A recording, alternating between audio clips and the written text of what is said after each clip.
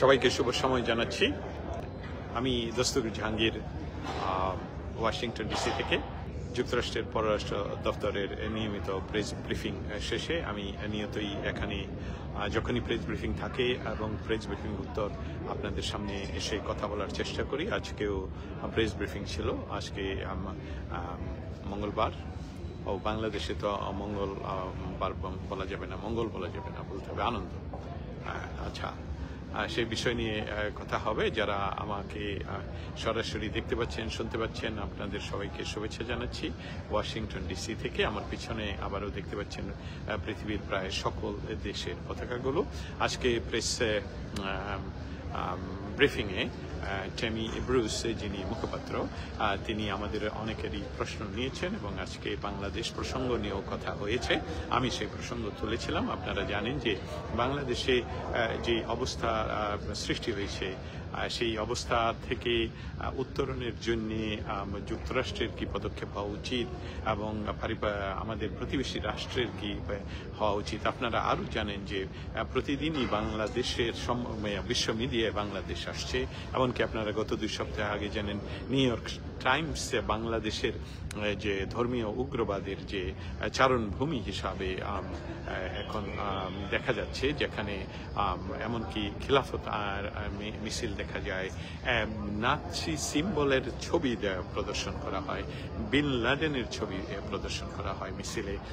সেই সকল সমস্ত কিছুই পশ্চিমা গণমাধ্যমের কাছে যেরকম, যেমন মার্চ ফর গাজাতে যেই উদ্দেশ্যটা ছিল, সেই উদ্দেশ্যটা সঠিক ব্যবহার না করে আমেরিকার প্রেসিডেন্ট ডোনাল্ড ট্রাম্পের ছবির উপর জুতা প্রদর্শন বা জুতা দিয়ে আঘাত করা বা জুতা দিয়ে পিটানো, এই সকল বিষয়গুলো যুক্তরাষ্ট্রের হোয়াইট হাউস এবং স্টেট ডিপার্টমেন্টের কাছে তাদের ইনফরমেশন রয়েছে। শুধু গণমাধ্যম থেকে নয়, বাংলাদেশের গণমাধ্যমে সেগুলো প্রচারিত হলেও না, করেও না, কিন্তু আমরা সকলেই জানি যে বিষয়টা, সেটা হলো যে এই মুহূর্তে পৃথিবীতে সবচেয়ে শক্তিশালী যে মাধ্যম, সেটা হলো সামাজিক মাধ্যম। এবং সেই সামাজিক মাধ্যমে এই ছবিগুলো, ভিডিওগুলো ছড়িয়ে পড়ে, যার ফলশ্রুতিতে যুক্তরাষ্ট্র সহ পৃথিবীর সকল দেশেই এবং বড় বড় পশ্চিমা গণমাধ্যমগুলো এই ছবিগুলো রিপ্রিন্ট করে এবং তারা এই সংবাদ ছাপায়।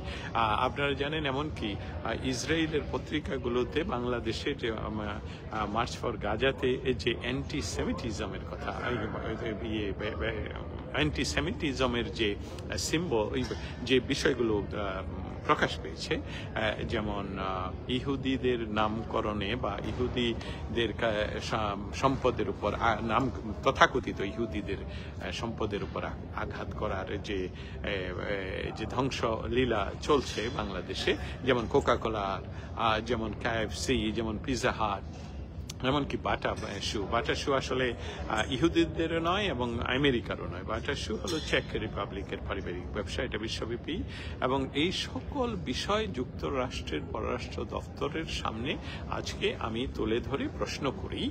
আপনাদের সকলের জন্য আমি জানাচ্ছি যে আজকে এই প্রশ্নটা আমি তুলে ধরি যে বাংলাদেশে এই মুহূর্তে যে ধর্মীয় উগ্রবাদের সৃষ্টি হয়েছে, যেটা এমনকি নিউ ইয়র্ক টাইমও রিপোর্ট করেছে, এবং বাংলাদেশে যে সরকার রয়েছে, ইন্টারিম গভর্নমেন্ট, সেই সরকারের উপদেষ্টাদের উৎসাহতে এইসব বিষয়গুলো ঘটছে এবং তারা এই ধর্মীয় উগ্রবাদের বা আমেরিকান প্রতিষ্ঠান, যেমন আমেরিকান প্রতিষ্ঠান বলতে এই প্রতিষ্ঠানগুলো কিন্তু বাংলাদেশে আমেরিকান প্রতিষ্ঠান নয়। আমি আবারও যারা আমাকে শুনছেন এবং বুঝতে পারছেন তাদেরকে সকলকেই বলছি যে KFC, বাংলাদেশে KFC, কিন্তু KFC সেটা বাংলাদেশের মালিক, সেটা শুধু ফ্র্যাঞ্চাইজ, আমেরিকান ফ্র্যাঞ্চাইজ, আমেরিকার নাম তারা ব্যবহার করতে পারে। এবং ঠিক একই কারণে কোকা-কোলা, সেটা কিন্তু বাংলাদেশি আপনার ভাই বোন বা পাড়া প্রতিবেশী, চাচা, বাবা, খালা অথবা এদেরই ব্যবসা, এবং এই ব্যবসাগুলো ইহুদিদের নাম ধরে পৃথিবীতে বা আমেরিকা যে বিষয়টার শূন্য টলারেন্সে নেয়, সেটা হলো ইহুদিদের নাম ধরে কোনো কিছু অন্যায়ভাবে আক্রমণ করা, সেটাকে অ্যান্টিসেমিটিজম হিসেবে তারা ধরে। এই অ্যান্টিসেমিটিজমের বিষয়ে আজকেও টেমি ব্রুস, ওনার যখন ব্রিফিং শুরু হয়, ব্রিফিংয়ের প্রারম্ভেই একদম শুরুতেই উনি বলেছেন যে অ্যান্টিসেমিটিজম সম্বন্ধে পৃথিবীর কোথাও যদি অ্যান্টিসেমিটিজম হয়, আমেরিকা সেটা বরদাস্ত করবে না। আমেরিকা এটাতে 0 টলারেন্স। দুঃখজনক হলেও সত্য যে বাংলাদেশে এই মুহূর্তে অনির্বাচিত কোনো রাজনৈতিক সরকার না থাকায় যে সরকার আছে সেই সরকার আসলে কি করছেন, তারা কোন পথে যাচ্ছেন সেই বিষয়টা তাদের যেহেতু গন্তব্য নির্ধারিত নয়, তাদের বন্ধুকে, মিত্রকে, শত্রুকে, সেটা তাদের একটা শত্রু তারা ইতিমধ্যে নির্ধারণ করেছেন, সেটা হলো 71 বাংলাদেশের স্বাধীনতা সংগ্রাম এবং বাংলাদেশের স্বাধীনতা সংগ্রামের নেতৃবৃন্দ, বাংলাদেশের স্বাধীনতা সংগ্রামের ঐতিহ্য, স্পেশালি বঙ্গবন্ধু শেখ মুজিবুর রহমান, যা না হলে তারা 32 নম্বর ভেঙে দিবে কেন।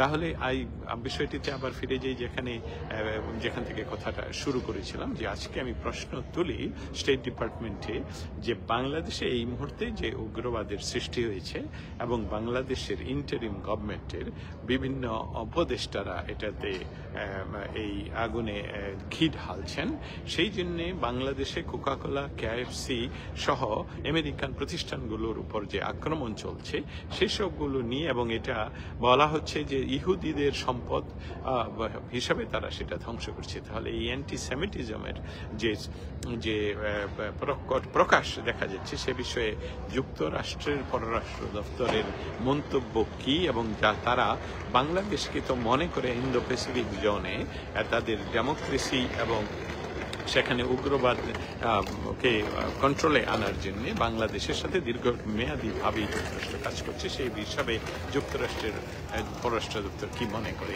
উনি আমার বক্তব্যটার এক পর্যায়ে নিয়ে বলেন যে বাংলাদেশ সম্বন্ধে আমরা জানি যে এই মুহূর্তে বাংলাদেশ সম্বন্ধে অনেক কথা হচ্ছে, অনেক জায়গায় কথা হচ্ছে, আন্তর্জাতিকভাবে কথা হচ্ছে। এমনকি উনি এই বিষয়টা আনেন যে ব্রিটিশ এমপি টিউলিপ সিদ্দিকের নামে যে বাংলাদেশে ওয়ারেন্ট হয়েছে সেটা নিয়ে উনি কথা বলেন, এবং উনি বলেন যে বাংলাদেশ সরকার যেটা আছে সেই সরকারকে তার দায়িত্ব বুঝতে হবে, যে বাংলাদেশের জনগণ যেটা চায় সেই দায়িত্ব সেইভাবেই তারা কাজ করতে হবে। কারণ বাংলাদেশের জনগণ যা চায় তা বুঝতে হলে নির্বাচন দিতে হবে। উনি নির্বাচনের কথাও বলেছেন এবং সেটা উল্লেখ করে বলেছেন যে বাংলাদেশের যে নির্বাচিত সরকার এবং বাংলাদেশের জনগণের নির্বাচিত সরকারের মাধ্যমে বাংলাদেশ নির্ধারণ করবে কিভাবে তারা আগাবে এবং তাদের দেশে কিভাবে হবে।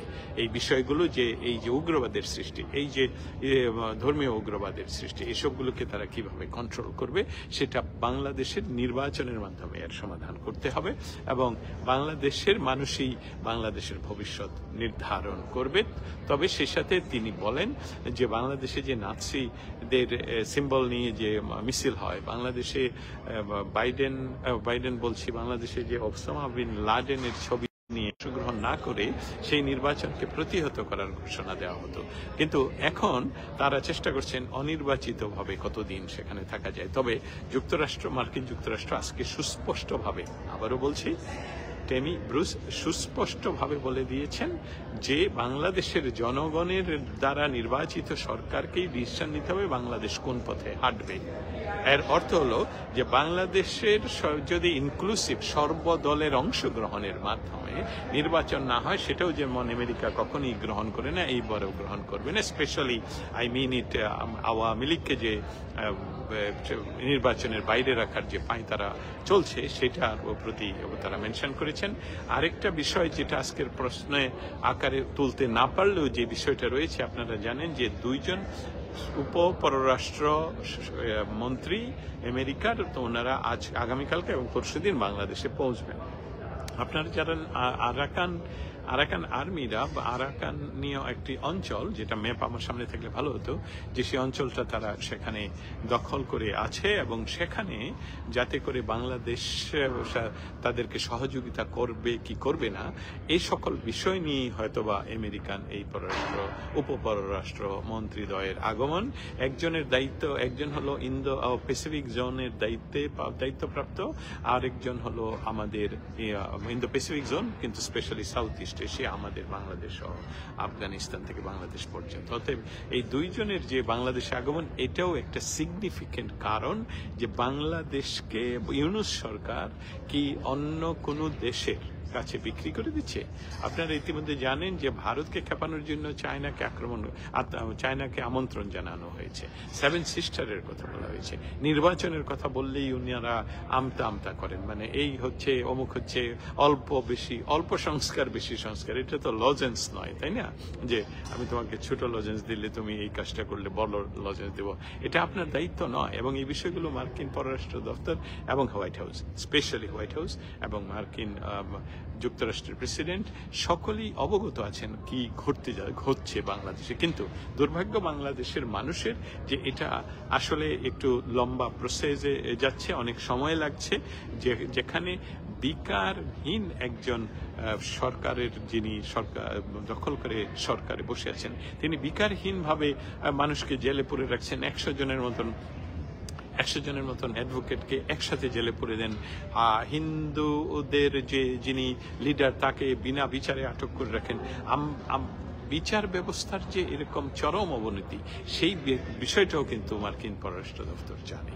অতএব আমাদের আজকের প্রশ্নের যে উত্তর, সে উত্তরে মার্কিন পররাষ্ট্র দপ্তর সুস্পষ্টভাবে বলেছে, আমি রিপিট করি, যে বাংলাদেশে ইনক্লুসিভ নির্বাচন দিয়ে বাংলাদেশের জনগণের মাধ্যমেই এই ব্যবস্থাটা নিতে হবে, যে বাংলাদেশে আসলে তারা কোন পথে হাঁটবে। আপনারা যারা আমার সাথে এতক্ষণ ছিলেন, শুনছেন, সকলকে ধন্যবাদ। সবাই ভালো থাকবেন। খুদা হাফেজ।